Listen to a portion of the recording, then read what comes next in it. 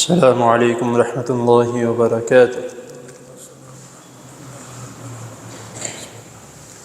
الحمد للہ وسلام علی عبادہ الذین اصطفى، اللہم صلی وسلم علی نبینا محمد صلی اللہ علیہ وسلم، اما بعد۔ حضرات محترم،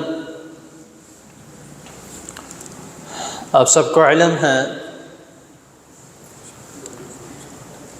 کہ اللہ تعالیٰ کے فضل و کرم سے شعبان کا مہینہ، جس کی آج 2 تاریخ ہے، جو کہ شروع ہو چکی ہے، شعبان کے مہینہ کو لے کر اکثر لوگوں کے خیالات الگ الگ ہیں۔ بہتر یہ ہے کہ جس مہینے کا جو ذکر قرآن و حدیث میں ہوا ہے اس کے مطابق چلا جائے۔ اکثر لوگ جو ہیں وہ شعبان کے مہینے کو بھی حرمت والا مہینہ بنا دیتے ہیں، کہ جس طرح باقی 4 مہینے حرمت والے ہیں، جس کا اللہ رب العزت نے قرآن مجید میں بھی ذکر کیا ہے، 4 حرم۔ تو شعبان کو مہینے میں کو بھی حرمت والا مہینہ بنا دیتے ہیں کہ اس مہینے میں عبادت کرنا بہت ثواب ہے، یہ کرنا وہ کرنا۔ اور اکثر لوگ جو ہیں وہ یہ الفاظ بھی کہتے ہیں کہ استقبال رمضان کے روزے رکھنا۔ احادیث میں اس کے متعلق کوئی بھی ثبوت نہیں ملتا کہ رسول اللہ صلی اللہ علیہ وسلم نے استقبال رمضان کے خاص طور پہ روزے رکھے، یعنی کہ یہ خاص نیت کر کے کہ یہ روزے جو ہیں وہ استقبال رمضان کے روزے رکھے جا رہے ہیں۔ ہاں، یہ بات ضرور ہے کہ رسول اللہ صلی اللہ علیہ وسلم شعبان کے مہینے میں باقی مہینوں سے ہٹ کے زیادہ روزے رکھا کرتے تھے۔ اس کی حدیث کی دلیل موجود ہے، صحیح بخاری حدیث نمبر 1969 میں 1969۔ اس کا ثبوت ہمیں ملتا ہے کہ عائشہ رضی اللہ تعالی عنہ بیان کرتی ہیں کہ رسول اللہ صلی اللہ علیہ وسلم اتنے روزے، نفلی روزے کسی بھی مہینے میں نہیں رکھتے تھے جتنے رسول اللہ صلی اللہ علیہ وسلم رمضان کے مہینے میں رکھا کرتے تھے۔ ویسے تو آپ نے کئی احادیث سنی بھی ہوں گی اور غالباً انشاءاللہ تعالیٰ پڑھی بھی ہوں گی، جس میں یہ آتا ہے کہ رسول اللہ صلی اللہ علیہ وسلم کا معمول تھا، جس طرح آج کل کے ہمارے کچھ ایسے نیکوکار بھی ہیں جن کا یہ معمول ہوتا ہے سوموار جمعرات کا روزہ رکھنا، اس کے بعد ایام بیض یعنی کہ 3 روشن راتیں ہیں، 13 14 15 3 روشن راتیں جو ہیں، ان تینوں دن وہ معمول کے مطابق روزہ رکھتے ہیں، سوموار جمعرات کا اور باقی بھی جو نفلی روزے اس کی پابندی کرتے ہیں۔ تو لیکن رسول اللہ صلی اللہ علیہ وسلم خاص طور پہ شعبان کے مہینے میں ان سے زیادہ روزہ رکھا کرتے تھے، یعنی کہ نبی کریم صلی اللہ علیہ وسلم اپنے معمول سے ہٹ کے بھی زیادہ روزے رکھا کرتے تھے۔ تو اب کچھ لوگ کہتے ہیں کہ مکمل رمضان شعبان کے روزے نہیں رکھنے چاہیے، رسول اللہ صلی اللہ علیہ وسلم نے منع نہیں فرمایا۔ نبی کریم صلی اللہ علیہ وسلم نے یہ ضرور فرمایا ہے، یہ بھی سنن جامع ترمذی کی حدیث ہے، حدیث نمبر 738 میں، کہ نبی کریم صلی اللہ علیہ وسلم نے فرمایا کہ جب شعبان کا آدھا ہو جائے، یعنی کہ نصف شعبان ہو جائے، تو تب تک تم روزے رکھ سکتے ہو، لیکن نصف شعبان کے بعد روزے رکھنا بند کر دو۔ ابھی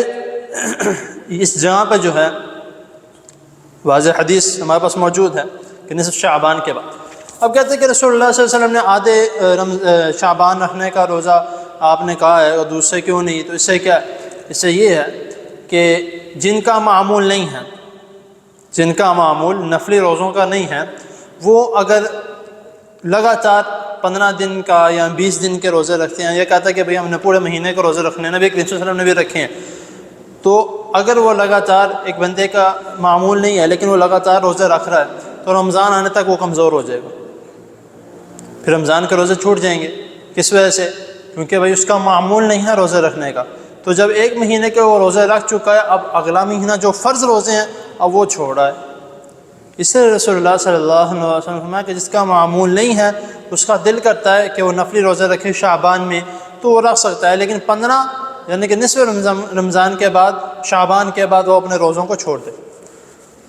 اب اس حدیث میں یعنی کہ ایک اور حدیث جو ہے اس میں یہ بھی آیا ہے کہ رسول اللہ صلی اللہ علیہ وسلم نے فرمایا کہ ہاں جس کا معمول ہے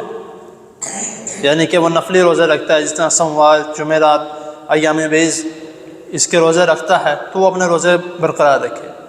سوموار جمعرات کا بھی روزہ رکھے، کوئی مسئلہ نہیں، 13، 14، 15 کا روزہ رکھ رہا ہے کوئی مسئلہ نہیں، وہ رکھے۔ آگے 13، 14، 15 کے بعد بھی اگر وہ رکھنا چاہتا ہے تو وہ رکھ سکتا ہے، کیونکہ اس کا معمول ہے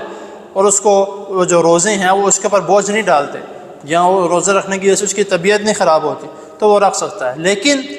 یہ بھی حدیث ہے کہ رسول اللہ صلی اللہ علیہ وسلم نے فرمایا کہ جب رمضان سے پہلے اگر سوموار جمعرات آ جائے تو تب بھی روزے نہ رکھو۔ ادھر حدیث کے الفاظ استعمال ہوتے ہیں کہ استقبال رمضان میں شروع کے جو 2-3 دن جو ہیں وہ روزے چھوڑ دو،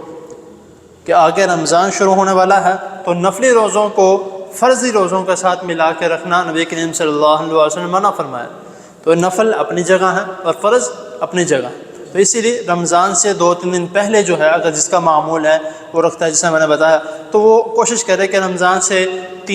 2 سے 3 دن پہلے روزے رکھنا وہ چھوڑ دے، آگے جو ہے وہ رمضان آ رہا ہے پھر رمضان کے لگاتار روزے رکھنا شروع کر دے۔ تو یہ ایک شعبان کا جو رسول اللہ صلی اللہ علیہ وسلم نے جو آپ نے عمل کیا اور صحابہ کرام رضی اللہ تعالیٰ عنہم کو اس کے متعلق حکم دیا، بس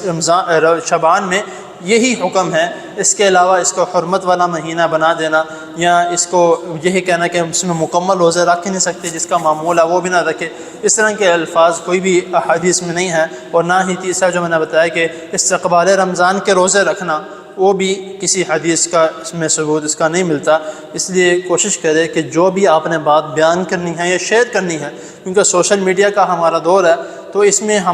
جو چیز ہمارے پاس پہنچتی ہے ہم اسے پڑھتے ہیں، اچھی لگی ہے ہم آگے بھیج دیتے ہیں، اس کی تحقیق نہیں کرتے۔ اب ہو سکتا ہے کچھ ایسے لوگ بھی ہیں، معذرت کے ساتھ، ہم ہر ایک بندہ ایسا نہیں ہے کہ وہ فوراً عمل کرنا شروع کر دے، لیکن کچھ لوگ ایسے ہیں جو کوئی اچھی بات دیکھتے ہیں یا حدیث دیکھتے ہیں، اس کے نیچے بس وہ دیکھتے ہیں کہ حوالہ دیا ہوا ہے، وہ چیک نہیں کرتے، اس پر عمل شروع کر دیتے ہیں۔ کچھ لوگ ایسے ہیں، تو اگر وہ عمل شروع کر دیتے ہیں تو اس کا گناہ کس کو ملے گا؟ جس نے شیئر کیا۔ تو اس لیے کوشش کریں کہ اگر سوشل میڈیا